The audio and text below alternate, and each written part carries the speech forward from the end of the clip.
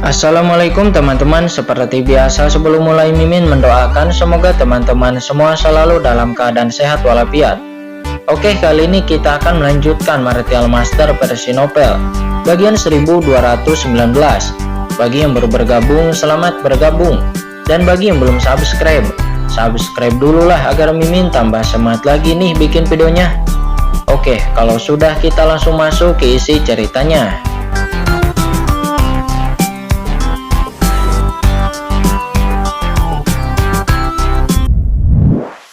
Kecil. Di sekitar tubuh pedang 10 tangan itu dikelilingi oleh pedang kecil emas yang lemah. Sekelompok monster emas meraung.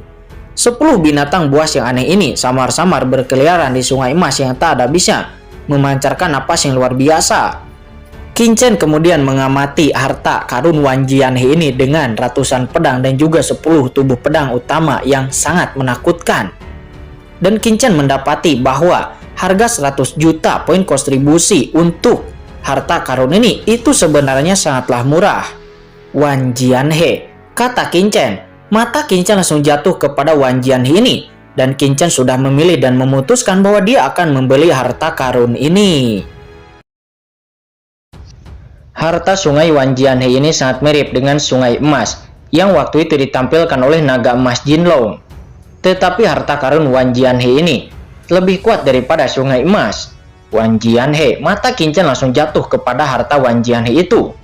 Membutuhkan 100 juta poin kontribusi untuk membeli harta Wan Jianhe ini. Qin Chen kemudian tidak ragu-ragu dan langsung mengeluarkannya, dan segera cahaya putih pada plafon batu itu menyala, dan kecepatan menyalanya sangat lambat.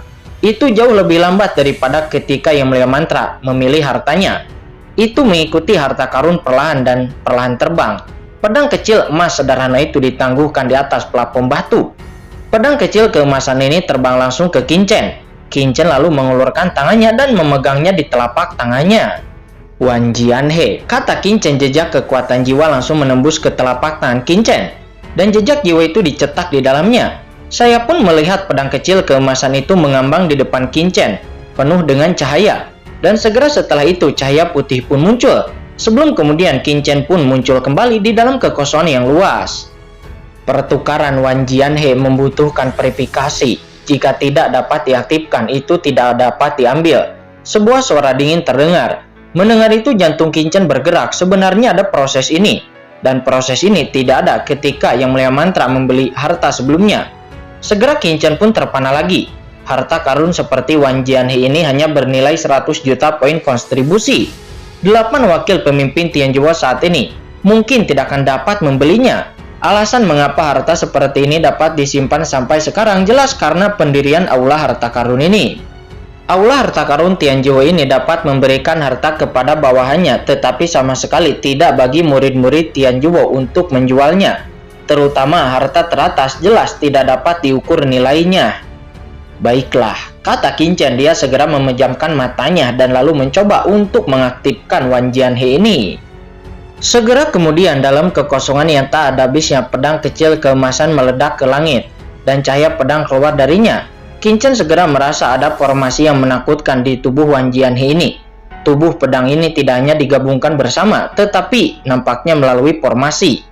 Dengan kata lain, jika Anda ingin mengaktifkan sungai Wan Jianhe ini, maka Anda harus mengaktifkan formasi ini terlebih dahulu. Jika tidak ada pemahaman khusus dalam formasi, Taoisme, rune, dan yang lainnya, bahkan secara umum, Wan Jianhe ini tidak mungkin untuk diaktifkan. Wan Jianhe hanyalah pedang kecil, bagaimana bisa melawan musuh? Tidak heran, orang yang menempatkan di sini pasti adalah master formasi. Mata Qin Chen terlihat dingin dan tajam. Segera kekuatan Yang Mulia melonjak ke sungai Wan Jianhe dengan gila-gilaan. Dan jejak kekacauan juga meresap darinya. Dan basis kultivasi Qin Chen saat ini terlalu lemah. Juga kekuatan Yang Mulia mungkin tidak akan mampu untuk mengatasi 10.000 dari sungai Wan Jianhe ini. Dan hanya ada satu cara, yaitu dengan menggunakan kekuatan kekacauan. Dalam sekejap, formasi di dalam Wan Jianhe ini tiba-tiba digerakkan oleh Qin Chen dan boom, ada ledakan. Dengan Qin Chen sebagai pusatnya, pedang emas yang perkasa segera muncul di dunia dengan radius ribuan mil. Tergantung di tubuh pedang kecil tak berujung, tidak bergerak seperti sebelumnya. Qin Chen pun langsung mengerti bahwa hanya dengan mengetahui metode pembentukannya maka dapat memacu pembentukan di sungai Wan Jianhe ini. Tidak ada gunanya mengaktifkan Sungai Wanjianhe ini. Pedang kecil ini tidak sepenuhnya diaktifkan oleh formasi. Formasi ini hanyalah pembantu. Sementara intinya itu adalah aturan kendo. Jika bukan karena orang kuat yang menguasai aturan kendo teratas, bahkan jika dia mengaktifkan formasi dan mengaktifkan Wanjianhe, dia tidak akan bisa mengendalikan Wanjianhe. Menarik, kata Qinchen. Dia tersenyum. Aturan pedang. Segera di dalam tubuhnya aura pedang yang menakutkan keluar seketika, dan niat pedang yang menakutkan tiba-tiba mengalir ke dalam bayangan pedang yang tak ada habisnya ini. Segera dalam sekejap, tubuh pedang yang tak terhitung jumlahnya, yang awalnya tergantung di sana didesak secara instan, dan mereka mulai bergegas berubah menjadi sungai emas yang luas mengelilingi di sana. Lampu pedang yang tak terhitung jumlahnya berenang di sungai emas ini seperti kompetisi. Qinchen berdiri di tengah sebagai pusat dari sungai emas pedang tak berujung ini. Domain pedang. Boom. Kekuatan semakin meningkat. Seluruh sungai emas besar mengalir di udara dan sangat kuat. Makhluk asing yang terdiri dari pedang berkepala 9 mengaum, mengeluarkan aura pembunuh yang tak ada habisnya. Dan aura spasial yang dipancarkan oleh sungai emas sedang dalam formasi. Di bawah kombinasi tubuh pedang, domain luas itu terbentuk seketika mengelilingi kehampaan. Saat ini Qinchen tertahan di kehampaan ini, dan sungai emas yang mengepul terus mengelilinginya berubah menjadi lautan luas, mencakup radius ribuan mil. Qinchen langsung merasakan bahwa kekosongan dalam jarak 1000 mil sepenuhnya di bawah kendalinya. Luar biasa, gumam Qinchen. Faktanya, mereka yang kuat di bumi sudah memiliki apa yang disebut domain yang lebih kuat, yang merupakan semacam penindasan terhadap jalan, membentuk ruang mandiri untuk pertempuran mereka sendiri.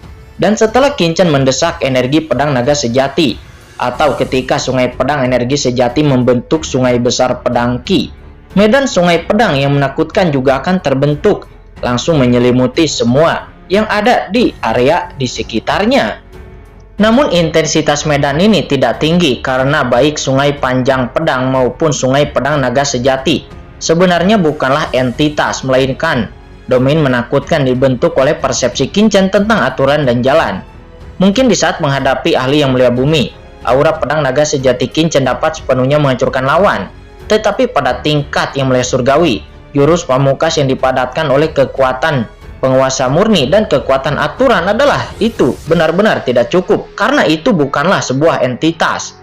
Namun sekarang, Qinchen telah sepenuhnya mengintegrasikan Qi of Chaos dan juga aturan pedang ke dalam sungai Wanjian ini.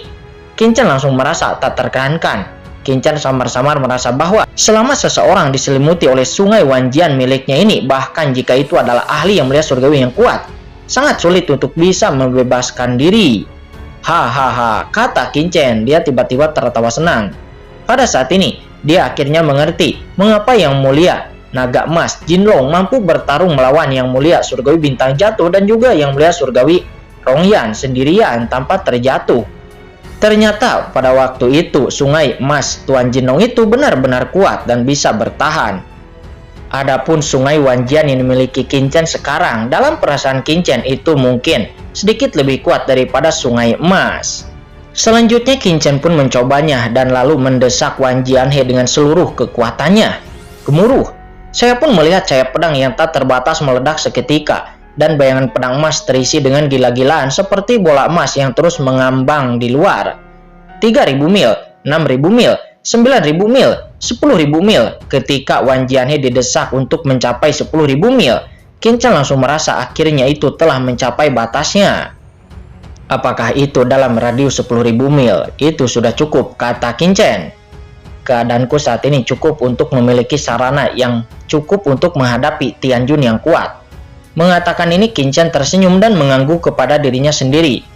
Jika saya menggabungkan banyak cara lain untuk sepenuhnya mendorong kekuatan Wanjianhe ini, maka itu mungkin akan membutuhkan sedikit waktu.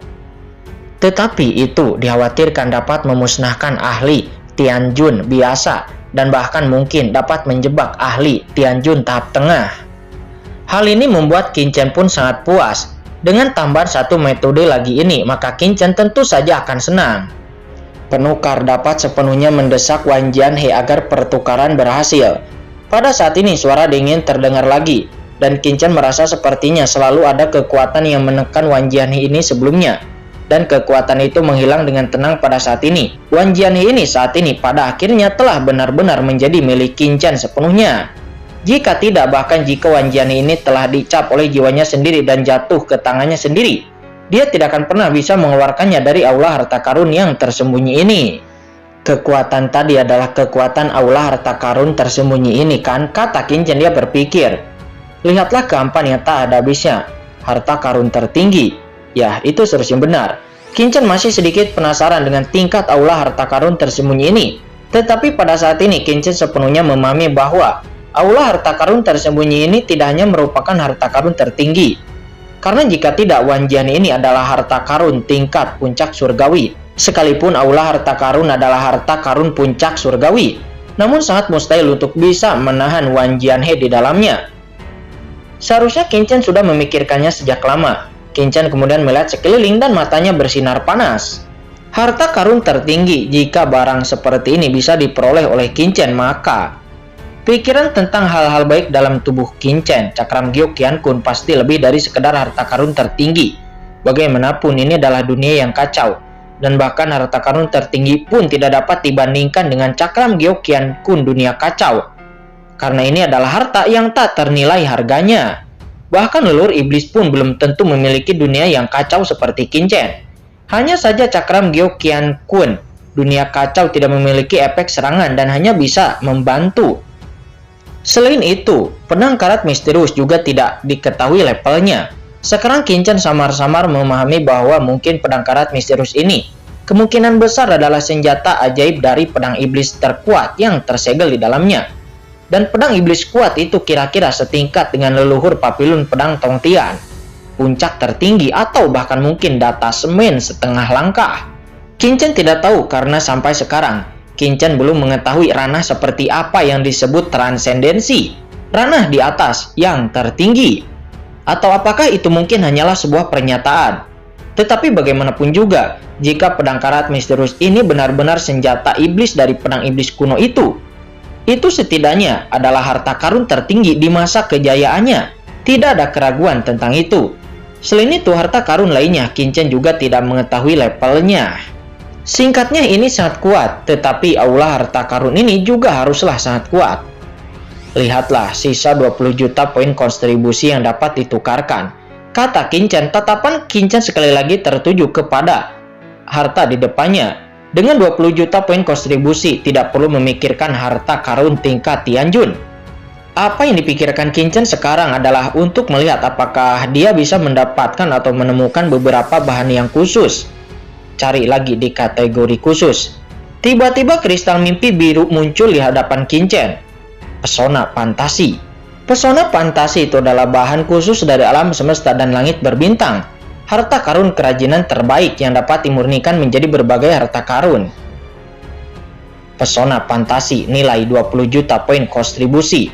Melihat harta pesona mimpi ini, Qin Chen tiba-tiba muncul di dalam hatinya sebuah pikiran. Di mana pikiran itu? Itu adalah Chen Sisi. Memikirkan Chen Sisi, mata Qin Chen pun segera basah.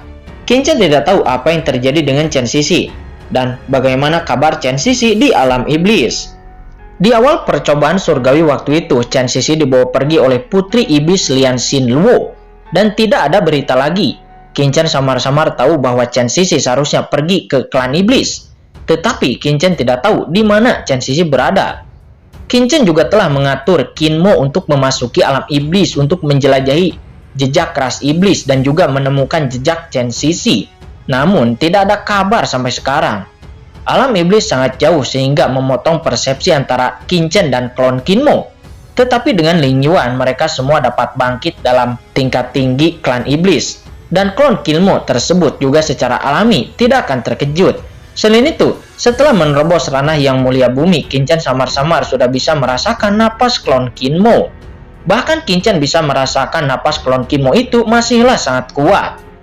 Chen Sisi, gumam Qin Chen. Saya tidak tahu apakah klon Qin Mo telah mendapatkan kabar Chen Sisi. Qin Chen juga menyuruh Ling Yuan dan yang lainnya untuk terus menanyakan kabar Chen Sisi, namun sejauh ini belum ada kabar. Memikirkan Chen Sisi saat ini, jiwa Qin Chen berdebar-debar dan pikirannya pun bergetar, semacam rasa sakit yang hebat memenuhi tubuh Qin Chen. Sejak Chen Sisi pergi, Qin Chen tidak pernah melupakan rindu Chen Sisi. Apakah dia baik-baik saja saat ini dalam iblis? Namun dengan karakter Chen Sisi, dia tidak akan pernah mudah menyerah.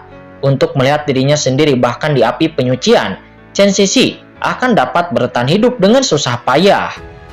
Alam iblis, gumam Qin Chen, baik itu untuk Chen Sisi, ataupun untuk menyelamatkan Sangguan Waner, ataupun untuk mengalahkan ras iblis, maka Qin Chen di masa depan harus pergi ke alam iblis. Tukarkan, kata Qin Chen. Qin Chen sadar kembali dan Qin Chen pun langsung menukar poin kontribusi yang tersisa dengan harta pesona fantasi ini. Meskipun ini hanya sepotong material yang hanya senilai 20 juta, tetapi sebenarnya itu lebih menakutkan daripada harta karun tingkat Tianjun yang bernilai puluhan juta. Karena jika benda seperti itu bisa dimurnikan menjadi harta karun, maka itu akan bernilai luar biasa. Sisi, aku akan menaruh pikiranku tentangmu pada kristal pesona fantasi ini, memurnikannya menjadi harta karun, dan secara pribadi akan memberikannya kepadamu nanti, gumam Qin Chen. Kemudian setelah menukar dua harta karun ini, poin kontribusi Qin Chen akhirnya habis. Mengambil mantra fantasi dari plafon batu, Qin Chen hendak berbalik dan meninggalkan aula harta karun. Namun di saat itu tiba-tiba pikiran Qin Chen tergerak. Karena aula harta karun tersembunyi ini adalah harta karun yang dibuat oleh pengrajin kuno dan setidaknya merupakan harta karun tertinggi, maka dapatkah Qin Chen memperbaikinya? Atau mari kita coba dan lihat apakah kita juga bisa menerima aula harta karun tersembunyi ini. Kata Qin Chen, hatinya tergerak. Dia diam-diam melirik kehampaan di sekitarnya, lalu menyentuh plafon batu dengan tangan kanannya. Jiwa yang tak terlihat, kekuatannya diam-diam telah menyebar. Qin Chen dapat melihat bahwa meskipun plafon batu ini bukan inti dari aula harta karun, tetapi ini adalah salah satu komponen yang penting. Kemudian, boom, kekuatan jiwa meresap. Persepsi Qin Chen memasuki plafon batu, dan Qin Chen langsung merasakan aura mengerikan dalam sekejap. Jauh di dalam aula harta karun di dalam plafon batu ini, itu berisi batasan inti dan pola formasi aula harta karun. Apa yang muncul di depan mata Qin Chen adalah sebuah kehampaan yang gelap. Hei, saya jelas merasakan ada batasan dan formasi yang kuat di dalamnya. Mengapa saya tidak bisa merasakannya setelah saya masuk? Kata Qin Chen, dia sedikit terdiam. Tidak peduli apa yang terjadi, cobalah. Bagaimanapun, Qin Chen katakan sebelumnya, Tianzhuo memiliki dua harta karun yang utama. Satu adalah pagoda Yu kuno, yang tidak dapat diguncang oleh siapapun. Dan yang lainnya adalah aula harta karun yang tersembunyi ini. Tianzhuo hanya mengontrol sedikit aula harta karun ini dan belum sepenuhnya memurnikan. Hanya bisa digunakan sebagai rumah atau gudang bagi harta karun. Karena belum sepenuhnya disempurnakan, jelas terlihat bahwa aula harta karun ini belumlah menjadi milik Tianzhuo.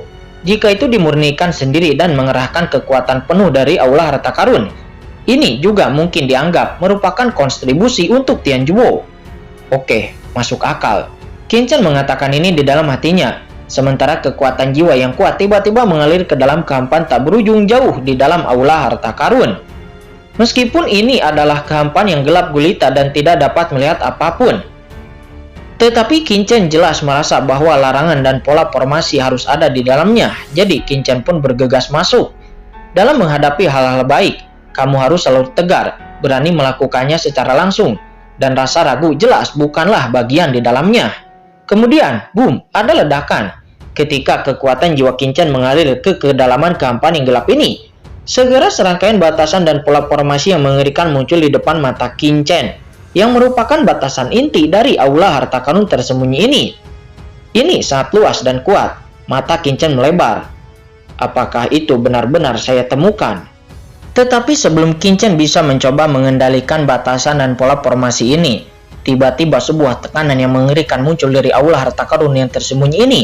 Dan dari batasan itu seketika muncul di atas formasi.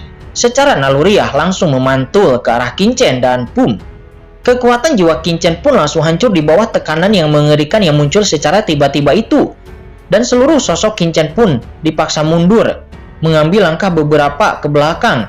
Wajah Qin Chen seketika pucat dan darah melonjak dari tubuhnya. Sangat kuat. Ada sedikit kengerian di mata Qin Chen. Itu terlalu kuat. Napas jiwa yang muncul tiba-tiba jauh lebih menakutkan daripada orang kuat yang tak terhitung jumlahnya yang pernah dilihat Qin Chen. Ini jelas merupakan kekuatan ekstrim.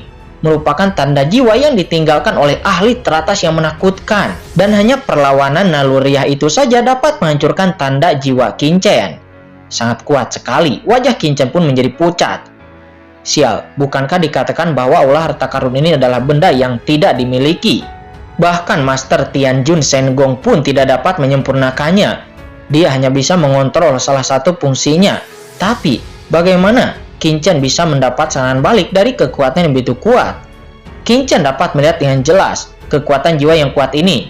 Itu dicap di kedalaman aula harta karun ini, dan itu telah sepenuhnya mengendalikan aula harta karun ini.